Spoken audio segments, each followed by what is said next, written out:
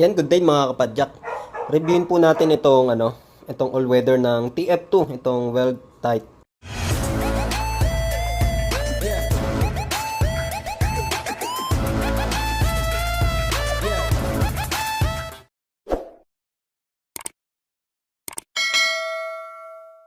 Yan, okay. 270 ko po siya nabili. Ngayon may ride po tayo. Yan, naka-jersey po tayo ngayon. Ngayong hapon, pupunta tayo sa Santolan, Pasig. Ito po yung drivetrain ko ay kaka-bike wash lang po nito. Nung isang araw ngayon, lalagyan po natin siya ng, syempre, chain lube. Yan, itong all-weather na to, yung napili kong bilhin. Kasi, paloko-loko yung panahon natin. Tapos, yung before na gamit ko is yung mud crank po, no? Wax siya, pero madumihin kasi naka-skin wall ako yan. Nakikita nyo yung may itim-itim pa siyang tilansik dito sa sa bike, ayan, no? Yan, ang dumi, madumihin siya. Yan, dahil yan sa mud crank na na chain lube, pag nagkakambyo is tumatalsik siya, mga kapadyak. Ngayon, hanapin natin yung missing link. Lagpas na ba tayo? Doon tayo mag-start po sa sa missing link. Sa paglalagay para hindi tayo maligaw. Yan. Pabubukas ko lang, ngayon pa lang ako maglalagay nito. Baka may harang po. Wala. Yan. Okay. Open siya. Open. Yan. Ready to na siya. Use. Okay. Dahil ganyan na ako maglagay po. Hindi po natin iniisa-isa. Dahil kailangan nating mabilisan. Yan. Nakalagay dito ay Teflon po siya, mga kapadyak, no. Yan, tapos kulay green yung laman niya. Yan, mukhang naman siya, makapit. Kasi hindi siya basta-basta tumutulo. Yan, nakita nyo yung may sumablay ako sa gilid. Yan, bali isang pasada lang tayo. Yan. Bali may habulin tayong registration ng karera dun sa Santolan para sa September 18. Mga kapadyak, hanggang alas 5 lang daw kasi manggagaling pa tayo dito sa Imus, Cavite, kaya kailangan nating madaliin. Yan, hindi ko muna ito pupunasan kasi konti lang naman tong nilagay natin hindi naman sobrang dami kasi kakambyo-kambyo pa natin yan habang nasa kalsada tayo para malagyan yung tuyo natin na cogs naman po, mga kapadyak. Yan, okay. Yan, smooth naman yung ikot. Yan, mga kapadyak. Okay, balitaan ko kayo sa mamaya pag uwi dito sa bago nating chain lube. Okay. Mga kapadyak, good afternoon. Ataw tayo papuntang Pasig po, no, sa Santolan para mag-register. Meron na lang akong mga 50 minutes, mga kapadyak. Okay po. Yan, nandito na po tayo sa C5 extension, mga kapadyak, dito sa may Golden Heaven. Yan, Las Piñas na po. Bale, mag-airport tayo. Sukat Paranaque, tapos pa Villamor, mga kapadyak. Okay. Yan, 417, mga kapadyak, sukat. Okay, go na. Grabe, mga kapadyak. Rat-rat talaga. Yan, 5:16. Sana payagan pa tayo makapag-register. Grabe yung traffic. Yan. Nandito na po tayo sa barangay ng Santolan, Pasig. Okay.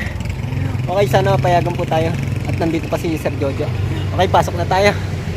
A few moments later. Grabe, mga kapadyak, no? Akala ko hindi ako makakapag-register. Maraming salamat po kay Kagawad Dino Raimundo. Maraming salamat po. Salute po sa inyo. At kay Sir Jojo din po na pinaabot po ako sa registration at sa souvenir po. Thank you so much kay Kagawad Dino Raimundo dito po sa barangay Santolan, Pasig. Yun, buti na pagbigyan ako. Galing pa po kasi tayo sa Imus, Cavite. At yan, yung purpose natin kaya rin po tayo sumali ay makapag-hikayat din po tayo ng mga tulad ko na may kapansanan na huwag susuko. Kaya natin kahit anumang sports din, kaya din nating laruan po, mga kapadyak, upang makapagbigay tayo ng inspirasyon maging sa ibang kumpleto po na napanghihinaan ng loob. Okay, big salute po. Maraming salamat po ulit kay Kagawad Dino Raimundo ng Barangay Santolan, Pasig. Okay mga kapadyak, salamat po sa mga nakasubaybay. Pauwi na po tayo. Yan yung review ko rin po dito sa chain loop na nilagay po natin. Okay po, hindi maganit yung aking sipa. Mamaya titignan po natin kung natuyo po siya pag uwi natin, no, mga kapadyak. Medyo hataw tayo sa pacing natin kanina papunta dito. Kita-kits sa Sunday mga kasali po dito sa piyesta ng Santolan Pasig po, no. Happy Fiesta, advance Happy Fiesta Santolan Pasig. Okay po. Good evening. Bale, ano na po? Mga 6:50, mag-alas 7 na 10 minutes na po. Na lang po. Ayan, sa likod ko yung intersection ng Naga Road. Tapos yun naman yung Golden Heaven, mga kapadyak. Okay, konti na lang. Nasa Imus na po tayo. Buko Diyos muna. Kapadyak, magandang gabi ulit. Nandito na po ako sa bahay. Bale, nakauwi tayo 7:19 PM na po. Yan, ng gabi. At meron tayong saddle time na 2 hours, mga kapadyak.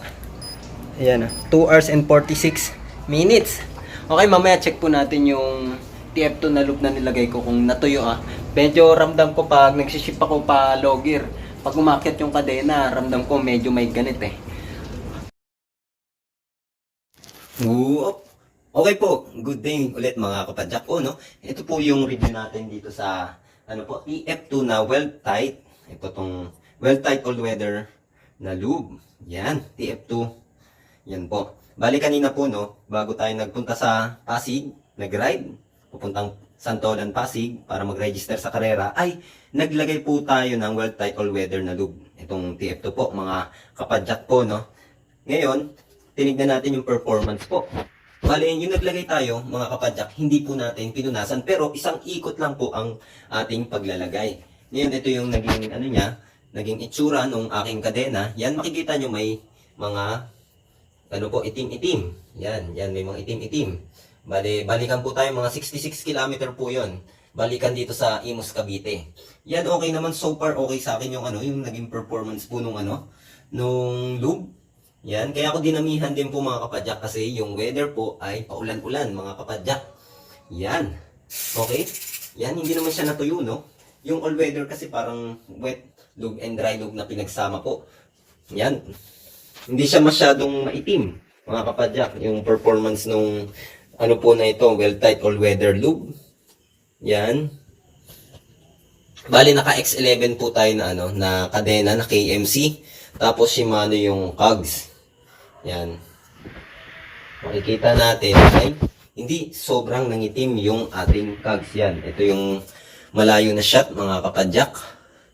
Kapadyak. Yan. Ito naman yung yung pinaka core nung kadena natin. Mayroon pa po siyang natira dito na residue sa kadena. Yan, hindi naubos. Yan, okay naman. Ibig sabihin, tumatagal siya sa kadena. Hindi natutuyo kagad at hindi nalalaglag po basta-basta.